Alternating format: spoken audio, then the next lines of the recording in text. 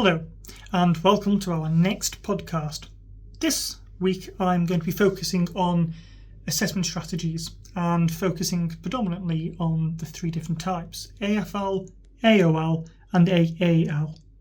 And the real question is whether or not we are using these to really maximise student outcomes.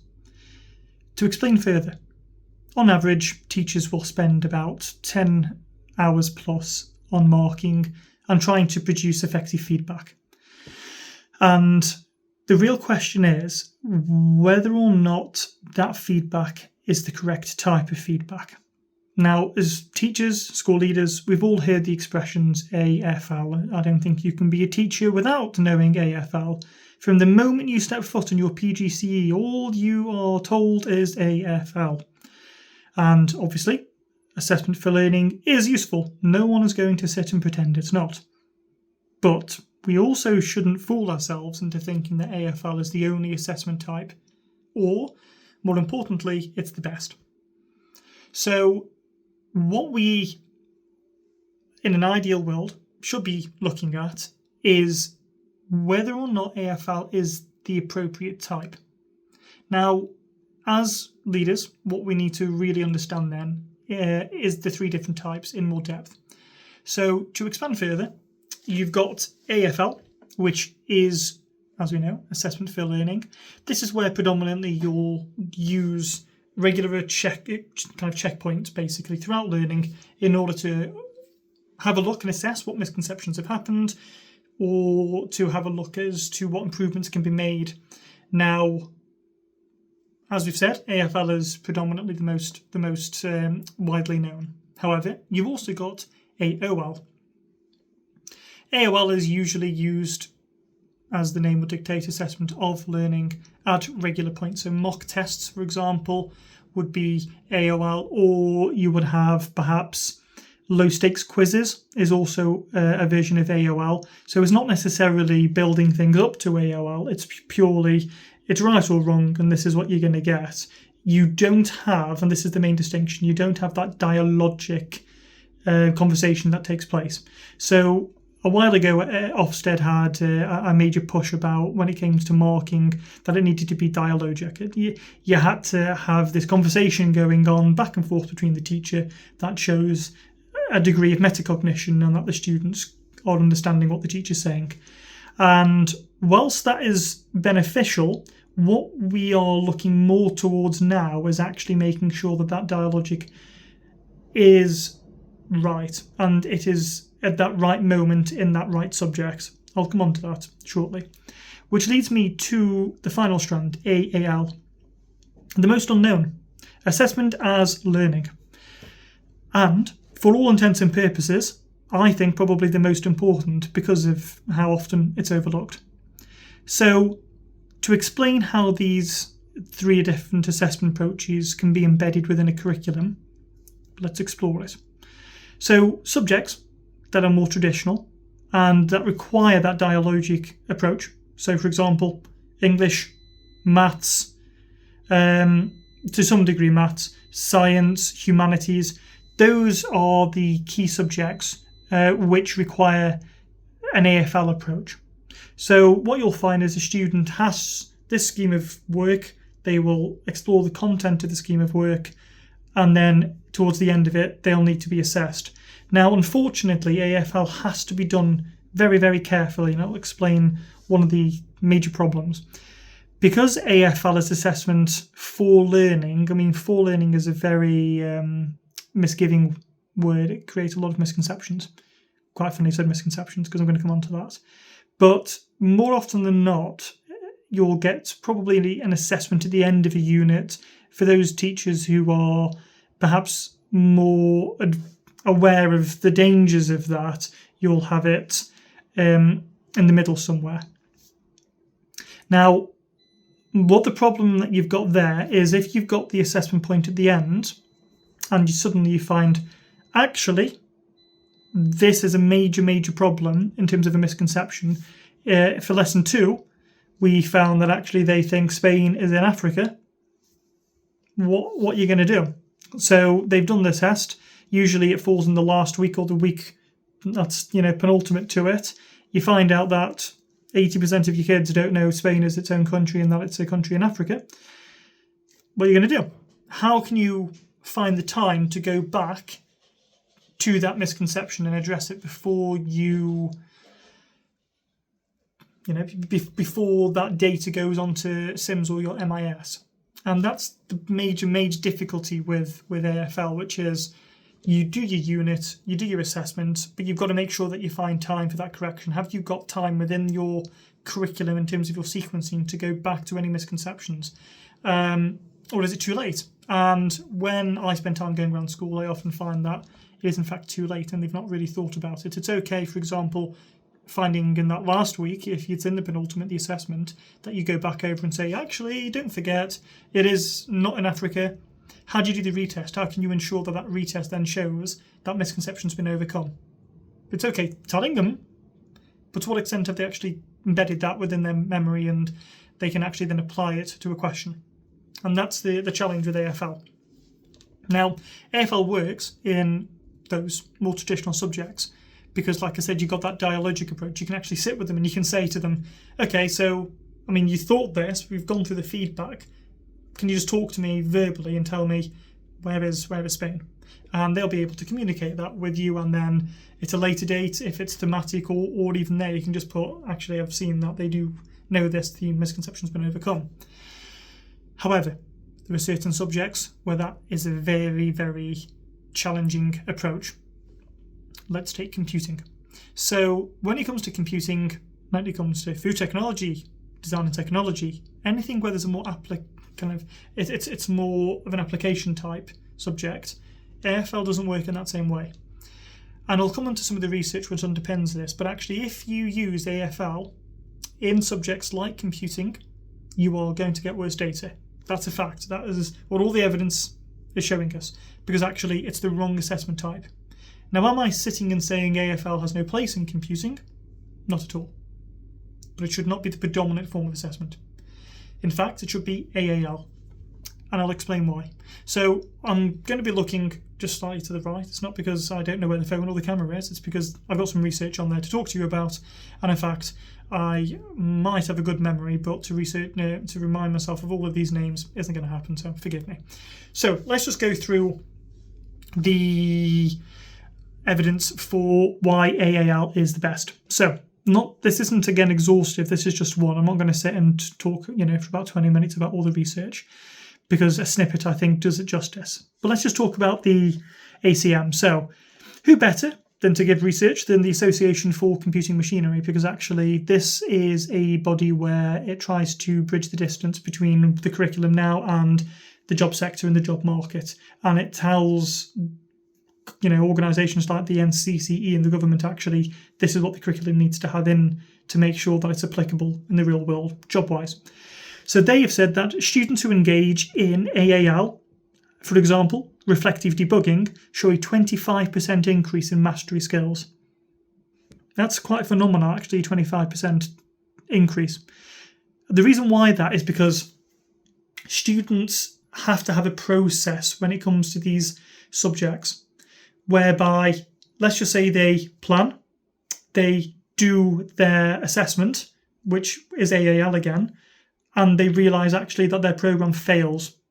Instead of the teacher, which you would do in AFL, saying, well, actually, you've got 25%, sorry, at the moment you've got a grade D, you need to do this, this and this to improve it. It's a waste of time.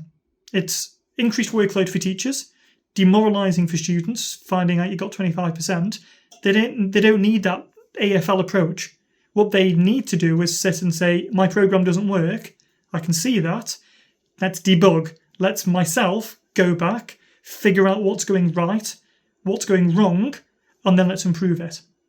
And that's the major distinction between AaL and AFL, which is the teacher doesn't have that regular in-depth marking. I've been to schools where they require this amount of work to be having this in-depth marking, this has to be done this specific way. It's a killer of progress. What you need to know is the nuances of subjects and what's best for the students. Ofsted does not tell you this approach is best.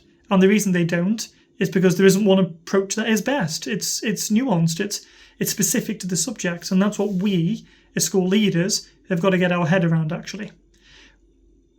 Before, when I used to be a teacher, I remember I used to have my scheme of learning, and it used to have three entry points. And the data entry points used to be, obviously, autumn, spring, summer.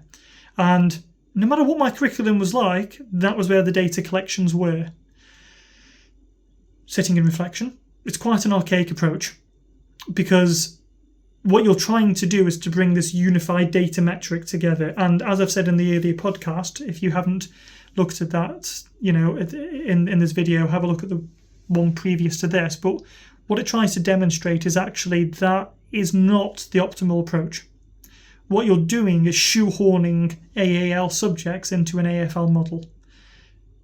If I am doing my debugging program, I might not be at a point where I can actually get that coherent data collection ready for you. In fact, what I'm going to do is then start adding in AFL assessments unnecessarily, increasing my data workload and creating unreliable data, all to fit an assessment strategy which isn't inclusive to the range of subjects. Instead, and again, I'm kind of reiterating what I said in the previous video, it needs to be more regular in terms of data. Rather than having just 3 major data assessment points, let's have it more dynamic and not static. Let's have data as we have it. So I might finish 3 weeks before the data assessment point, or even a month, and then I can upload the data, and then I can get real-time data back. And as long as there's a common denominator as to how that data is being brought together, then it works. Why am I being forced as a curriculum leader to put data in at a specific time when actually it's not what's best for the student, it's what's best for the data? Well, and in many ways it actually isn't, because like I said, the data I'm going to put in isn't really reflective. So going back to the AaL aspect of things then, that dialogue still exists. And I suppose when I'm speaking to schools and I'm going around, this is becoming a bit more prominent. And there's been quite a lot of research into PBL, project-based learning. And actually subjects like computing, food, things like that, project-based learning is the way to go. Rather than having units necessarily, you've got a project. And rather than me having formal lessons, so to speak, the students are in control of that project. The speed they go at is up to them. Their ability to move from one lesson to the next and to check their own understanding, again, it's predominantly down to them. It requires a lot more self-assessment and a lot more, as a consequence, metacognition. That is not bad. I become less of a teacher and more of a facilitator. And that is the way things need to work in these subjects. As we've seen, 25% increase. That's nothing to be, shunned at. I take that any day.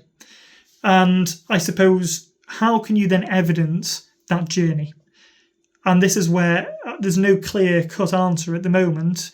There are companies which are on the verge, and they may be there in many ways actually, to demonstrate that journey.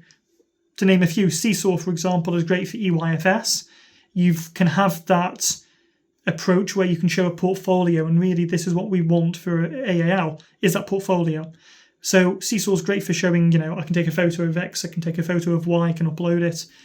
And whilst Seesaw is good for the EYFS, it lacks the depth needed to showcase an excellent criteria for a curriculum for up to Ofsted.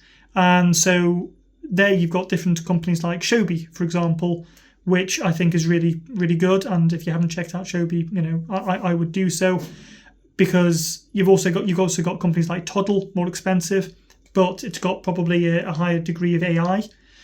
There's videos, and I can talk to you about those things if you're interested. Send us a message, and I can talk to you about those solutions. But what they allow you to do is to have this dialogic feedback approach, but within a portfolio way. So when Ofsted come in, instead of actually saying, well, these are the schools which the student has got, what I can say is, well, actually have a look at the debugging program which the student did here in autumn 1, and then have a look at what they did in spring 1. You can see there's a major metacognitive development here because they're much more reflective. And this short quiz, which I did for AoL at the end of it, also supports this journey. the student left a voice note, because I also used a voice note using Mote, for example, another app you can use. You can also use, Microsoft Word, for example, but it's a little bit harder to have that as a portfolio. But, use voice notes definitely for AaL. It's a godsend, to be fair.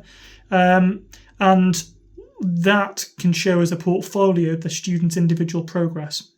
If you don't use a portfolio approach in PBL for subjects like computing and so forth, you fail, I think, to recognise the nuances of development. And actually, those nuances, I think, are what underpin you knowing your students, but also showcasing that to Ofsted. If you get negative data for that student, how can you show without, that portfolio, there's a reason why that is the case?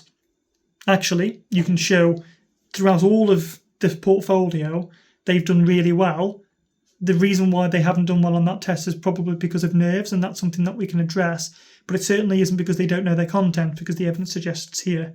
You could also perhaps then start talking about maybe it's application-based, and we can talk about, was this assessment really carefully structured? Again, compare that against your peers. But you can have that conversation because your portfolio is there.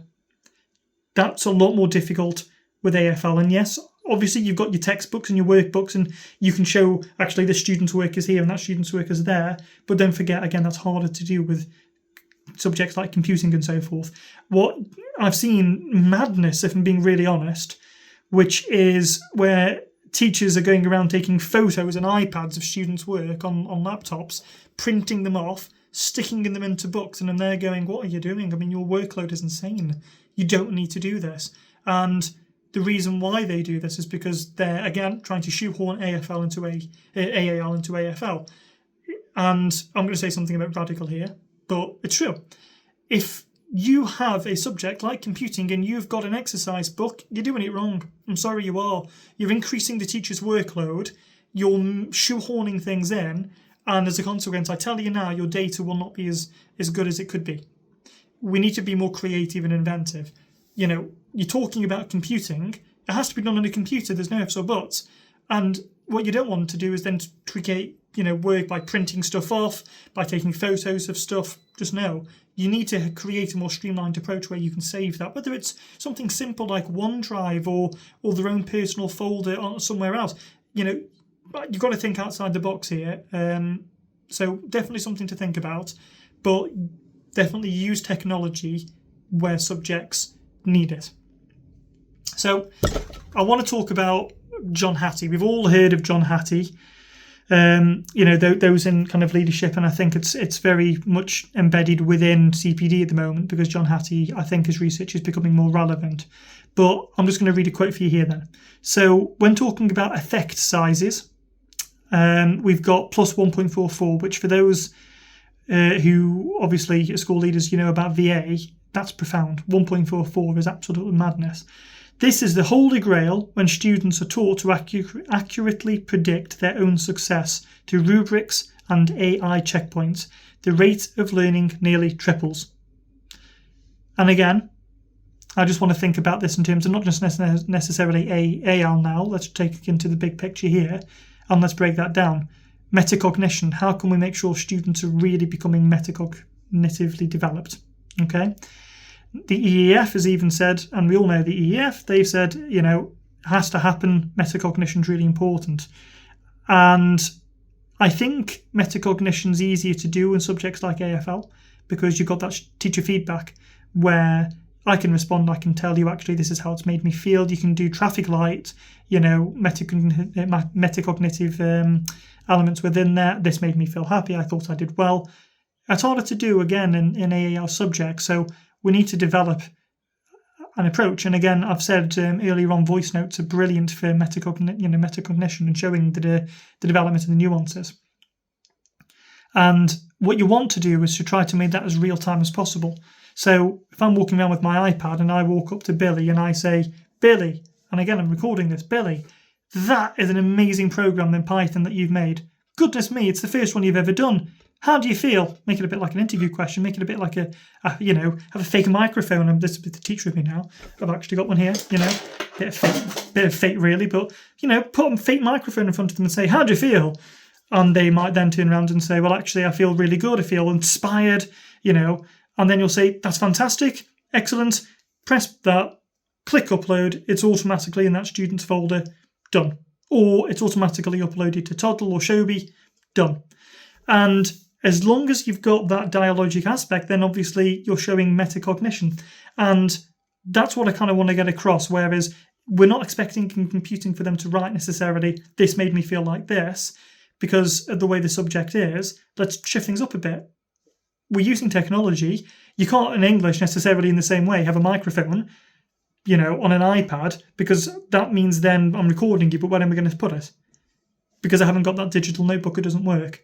So rather than increasing teacher workload in computing, let's think about ways that we can decrease these. And again, voice notes, brilliant, okay? And obviously you don't necessarily need a microphone. iPads just record as they do.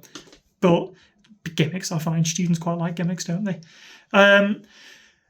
You've also got an increasing wave, especially within the curriculum of AI. And actually, we can see with AFL, teachers are perhaps, you can use Gemini, for example. Again, think about the security elements of that and learning models and so forth. Copilot, all your work's safe in terms of enterprise. But what you can do is you can take a photo of students' work, or if it's submitted electronically, there's no problem with getting AI to necessarily mark it, but what you need to do is to check and make sure the prompts are carefully done. I was at a school and I had a look at a scheme of work, and it said in there it's going to get marked by AI, great. And when you actually saw the feedback, the teacher clearly hadn't read it, they'd just done it all off. And that's not what is going to empower students. AI needs to be done cleverly and not lazily. But also, AI, and I've seen this more recently with apps like Toddle, for example, learning doesn't have to just take place within the classroom. We've already seen research, there are those students who do learning outside of school get better grades. We know that. But the problem that I've always faced is, well, how can you make sure that homework is marked properly? And I want to give my students more work to do at home, but then that increases my workload. I've got to go home, I've got to mark it, got to get feedback. And then I think at the moment homework has now become this journey of where teachers know they need to give it and they want to give it, but actually they're scared about giving it because of the workload. And AI can be a godsend in that. Imagine, and I've seen it, so this is what I'm saying, imagine it, having an app where students can go on it, they can do loads and loads of quizzes, they get personalised feedback from that. I, as a teacher, can sit at home and I can see that feedback. I can see how long it took them, the questions they got wrong, and actually, my homework was for them to go and do this quiz. I've got all the data from it, and I know, goodness me, for next lesson, talk about flip learning, for next lesson, I need to make sure that I really cover this specific fact, because walking into that lesson, I know that misconception is already there. I don't need AFL to tell me that, because it's there, I've already checked. And workload hasn't increased, my marking hasn't increased, but I've got data-rich, results, and I feel empowered with my next lesson. That technology exists, it's out there. We're not wanting really teachers to have this workload, it doesn't need to happen. Let's, again, empower our teachers to give as much home learning as they possibly want. Your data is only going to get better. And I think we need to look carefully at AI and how it can actually really help within that to produce better outcomes and to reduce teacher workload. Again, the technology is out there. Talk to us if you want to know more about those companies and what they do. And let's have a look again. I'm looking over here for the stats. So let's have a look over here then at this idea about digital portfolios. I've already said, for example, certain subjects should, in my opinion, must have those digital portfolios. So rather than necessarily having this list, which you've got these subjects are AaL, these subjects are AFL, which can work, and I do think it's a step in the right direction. AoL obviously spanning the both of them. Why can't we just have a dynamic curriculum? Let's have some subjects in some specific units having AaL and those specific units having AFL. I'll give you a case for example.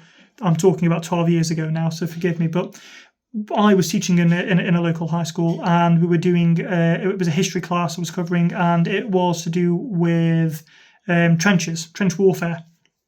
And I said to my students, and you've actually seen many of this now, it's definitely picked up, but rather than sitting and doing a traditional quiz or a traditional writing assessment to do with how the people feel in the trenches, etc., etc., I made them build a trench. We went and we built a trench, and I got some sound system, a CD player back in the day. Gosh, I'm old. And, sent some, kind of bombs dropping sounds and so forth. And I said, get some smoke bombs. How does this make you feel now? And, they said, obviously, it makes me feel scared, etc., etc. It makes me feel anxious. And that was project-based. There wasn't a final written assessment. It was much more to do with the creation of it. And you can video it, on an iPad nowadays. So why can't we get our curriculums to be more dynamic? And that, again, comes with the problem as to how we're storing it. But text, workbooks don't just have to be the sole source of progress. When Ofsted come in, show them a OneDrive folder and actually say, half of our curriculum is done on OneDrive. These are the videos. Ofsted aren't going to say, well, sorry, you can't do that. I think we need to transform our mindset to what Ofsted used to want, as to actually the loose framework which they've got now, which is more student-focused. It is. It's also more from what we've been, the new framework came out recently, and I think we're still feeling it, aren't we? Especially Ofsted. But from the feedback which we're getting from school leaders it's much more evidence and impact based. They don't want to just necessarily see work. They want to say, you've got this impact. What is this impact? Why have you got this impact? How have you got it? And I think as school leaders, we need to be more articulate with this is the reason. So let's talk about 1.14 data, the 1.44 rather. This is why we've got that outstanding data, and that's because we take a no one-size-fits-all approach. We've got a dynamic curriculum which offers AaL, AFL, and it works because we've sat down carefully, we've thought this is what assessment strategy works for this specific module. We've looked at the sequencing. We're going to do a whole kind of half term of project-based learning, because that's what we are. We have a no pens day. Okay, great. Let's have a no pens term. And you're going to have school leaders who say, we need to be making sure they practice writing. No one's saying they don't do any writing for a month, but what we're saying is the assessment strategy isn't just solely based on AFL writing. If you want them to write a metacognitive reflection, go for it. No one's going to stop you. And certainly they're not, their writing skills aren't going to be sufficiently diminished within that term. But what we are doing is we're offering them another way of showing progress. So I'm just going to turn pages now. You'll see my notes here. So what I would encourage school leaders to think about now is going away and thinking about your own assessment strategy. Think, is this the right approach? So one more final piece of research here is Bass et al. 2015 shows that portfolio-based assessments leads to higher self-efficacy. Students feel more confident doing PBL learning because they're in control. I'm not waiting for the teacher to tell me that I've got something wrong or a misconception. We've all been there where we've done a test in AFL, we've gone home and we've said, oh my goodness, that was just so bad. I've done bad. And you've got two trails of thought. You either have done bad, in which case you're beating yourself up for 2-3 days until the teacher can get the feedback to you, or you're underselling yourself and actually it's pretty good. Either way, you've gone away with a misconception. I've not had time to address that misconception. You've got to wait for my marking. Project-based learning doesn't do that. You can see how well you've done. So if I haven't got this program to work, well, I know I haven't. I can see it. It's not working. And by going through it, I can see line by line, well, it's a journey. Actually, this is one of the reasons why it wasn't working. It's empowering me to be in control of my learning, and therefore my confidence increases. And if we can think of an assessment strategy which has more kind of an ability for students to self-reflect in that same way, and again, I'm not saying everything is PBL, but if you can even have PBL elements within a scheme, you still have your AFL at the end, but then metacognition is going to drive up. So, for example, going back to that example where I was talking about the trenches, why not get students to draw a trench or to design a trench, using Lego or something, that can be my PBL, and at the end of it I can say, describe why you did this and analyse how effective it was, But I'm just flipping the curriculum to make it less, I'm going to use the word archaic, because actually there are a lot of curriculums which are solely to do with writing still. And we've got technology, VR headsets, immersion rooms. Let's use them. Let's actually really transform our curriculums into the 21st century. Promise you, it's not as expensive as you think. It just takes that leap of faith and that guidance. And again, we're here to help with that if that's the direction you want to go on. So, I'm going to just bring this to a conclusion now. But what I would say is really think about what you want your assessments to be, because we're in a pivotal moment in society. We're on the dawn of AI being embedded within our education. And Ofsted is soon going to start looking carefully about how teachers and how school leaders are using AI to really maximise outcomes. And we should be ahead of that curve. We should right now be sitting down as school leaders and saying, this is what the curriculum should look like. Because in 10 years, education is going to look so much different than now. I think about education from when I was at school, and I think about what it was up to 5 years ago. Wasn't that much different, I'm not going to lie. In terms of the global system, the UK is probably one of the most behind in its archaic systems. I used to do school leadership in Australia. It's light years ahead of where we are as a country, and you've got leading countries like Sweden paving the way as to where we should be. So as a country, we are quite old in our approach. And in that 10 years, not much has changed. But now, I promise you, in 10 years' time, the education system is going to be unrecognisable. And what we do right now is going to underpin where we are in 10 years' time.